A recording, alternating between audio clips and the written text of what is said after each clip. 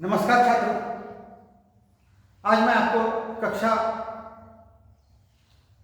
10वीं विषय हिंदी, इस विषय हिंदी में 8वीं जो कविता है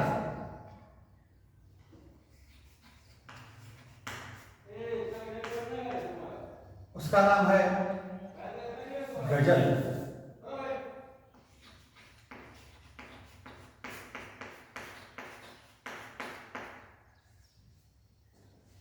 अब इसके रचनाकार मानिक वर्मा जी और विधा का प्रकार गजल है।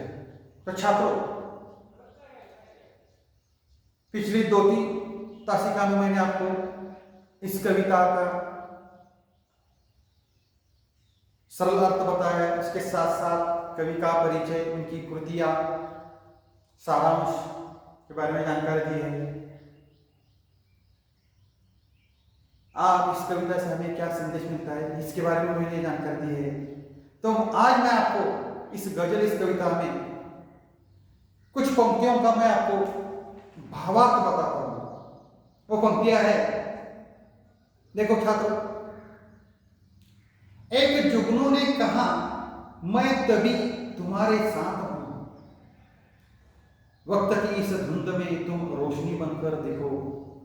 एक मर्यादा बनी है हम सभी के वास्ते, घर तुम्हें बनना है मोती सीप के अंदर दिखो। डर जाए फूल बनने से कोई नाजुक कली, तुम ना खिलते फूल पर तितली के टूटे पर देखो। कोई ऐसी शक्ल तो मुझको दिखे इस भीड़ में, मैं जिसे देखूं उसे में तुम मुझे अक्सर दिखो, अक्सर दिखो, अक्सर दिखो। इसका छात्रों मैं आपको भावार्थ बताता हूं। तो कवि कहते हैं कि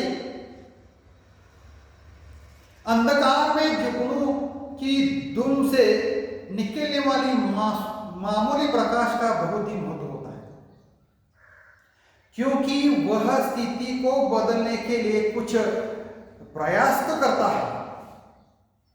उससे प्रेरणा लेकर कोई सामने आकर बड़ा प्रयास तो करे। किसी काम को करने और प्रतिष्ठा पाने की एक सीमा है। अगर किसी व्यक्ति को सचमुच कुछ महत्वपूर्ण कार्य करने, अपने आप को प्रतिष्ठित करना है, तो इसके लिए असह्य कष्ट सहने पड़ते हैं। सीप के अंदर बोध की मोती सीमा जैसी अमूल्य रत्न बनाने के लिए बहुत कष्ट उठाना पड़ता है। मनुष्य को भी कष्ट उठाकर श्रेष्ठ करना चाहिए, तभी वो चमकता है। इसका मतलब है इस संसार में कौन सा भी कार्य करने के लिए हमें हमेशा मेहनत करनी पड़ती है, बड़ा कष्ट करना पड़ता है, उसके बाद हमें यश प्राप्त कर सकते हैं। देखो छात्रों, इस गजल, इस कविता पर पद्य विश्लेषण के लिए कैसा प्रश्न पूछा जाता है और उसका उत्तर कैसे लिखना चाहिए, इसके बारे में मैं आपको जानकारी देता हूं। तो पहले क्या करना चाहिए, रचनाकार का नाम लिखना चाहिए, जैसे मानिक वर्मा द्वारा रचित। दूसरा अंक डालकर क्या लिखना चाहिए, रचना की विधा क्या है, गजल। पसंद की पंक्तियां, कौन सी भी पसंद की पंक्तियां आप ले सकते हैं। जैसे मैं आपको यहां बताता हूं, शौक दिखने का है तो फिर नींव के अंदर दिखो। पंक्तियां पसंद होने का क्या कारण है, तो नींव के पत्थरों को त्याग का महत्व दिया गया है। अब इस पंक्तियों से हमें, रचना से हमें क्या संदेश मिलता है, ये भी लिखना चाहिए। तो संदेश यह है, हमें प्रशंसा और वाहवाही का लोभ त्याग कर नींव की ईंटों के समान अच्छे और सदृढ़ काम करना चाहिए। कैसी भी परिस्थितियां हो, हमें विचलित हुए बिना डटकर उसका हमेशा सामना करना चाहिए। हमें मानवीय गुणों को अपनाना चाहिए। हमें मानव मात्र को ईश्वर का अंश समझना चाहिए।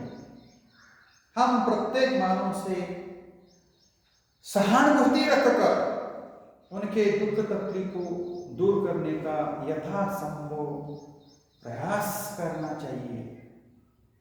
हमें निराश हताश लोगों के मन में आशा की किरण जगाना चाहिए। समाज के कल्याण के लिए श्रेष्ठ कर्म करना चाहिए। उसके बाद उपयोजित लेखन में कैसा प्रश्न पूछा जाता है इस गजल, इस कविता पर, उसके बारे में आपको जानकारी देता हूं। यदि मेरा घर अंतरिक्ष में होता, विषय पर 80 से 100 शब्दों में निबंध लेखन कीजिए। तो निबंध लेखन कैसे करना चाहिए, इसके बारे में आपको जानकारी देता हूं। पिछले कई वर्षों से अंतरिक्ष विज्ञान में जो प्रगति हुई है वह सराहनीय है। पहले अंतरिक्ष यात्रा कल्पना से अधिक कुछ नहीं थी, लेकिन आज अंतरिक्ष यात्रा के सपने सच हो गए हैं। रूस ने अंतरिक्ष यान के द्वारा अपने अंतरिक्ष यात्री यूरी गागरिन ने पहली बार अंतरिक्ष में भेजा था। फिर तो अमेरिका अंतरिक्ष यात्री नील आर्मस्ट्रॉन्ग और एल्ड्रिन सबसे पहले चंद्रमा पर पहुंचने वाला अंतरिक्ष यात्री हो गया। अब तो ऐसा लगता है कि कभी न कभी हमको भी अंतरिक्ष में जाने का मौका मिल सकता है, लेकिन यह कब संभव होगा कहीं नहीं जा सकता। काश मेरा घर अंतरिक्ष में होता। यदि सच मेरा घर अंतरिक्ष में होता तो कितना अच्छा होता। जिस आसमान को दूर से देखना करते हैं हम उसकी खूब सैर करते, चांद सितारों को नजदीक से देखते, बादलों को बीच लुका छुपी खेलते, परियों के देश में जाते, वे किस तरह रहती है जानने को देखकर अवसर पाते। हम अंतरिक्ष से अपनी सुंदर धरती को देखते, अपने प्यारे भारत को देखते, आकाशगंगा के विभिन्न ग्रहों को देखते, सौरमंडल के सबसे सुंदर ग्रह शनि और उसके वलय को हम देखते। उनके जितना निकट जा सकते अवश्य जाते, स्पेस वॉक करते, वहां पहली शांति का अनुभव करते, वहां के प्रदूषण रहित वातावरण में रहने का मौका मिलना, जिससे हमारे स्वास्थ्य बहुत बढ़िया हो जाता। काश ऐसा हो जाता डैश। तो छात्रों, आज मैं यहाँ ठहरता हूँ। धन्यवाद।